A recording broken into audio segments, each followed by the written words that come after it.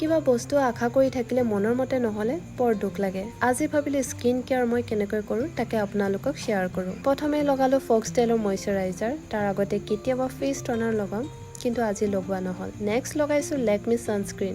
আগতে dot and কি ছানস্ক্ৰীনটো লগাইছিলো, মই বহুত ভাল পাইছিলো। তাৰ পাছতে লিপ বাম, এইটো পিছে ওৱান কাইণ্ড অফ মেণ্ডেটৰী মোৰ। একেবাৰে শেষত বডি লোশ্যন। এইটোৱে মোৰ ডেইলি স্কিন কেয়াৰ ৰুটিন। ঘৰতে গোঁসাই ঘৰতে চাকি এগছ দি তাৰ পাছতে পানী আৰু কল দি পেট পূজাও কৰি লৈছো। আজি সোমবাৰ, সেয়ে দিনটো ফল আহাৰ বাহিৰে মই একোকে নাখাওঁ। কৰিবলৈ বিশেষ কামো নাছিল, সেয়ে কিতাপ এখনকে পঢ়িব লৈছো।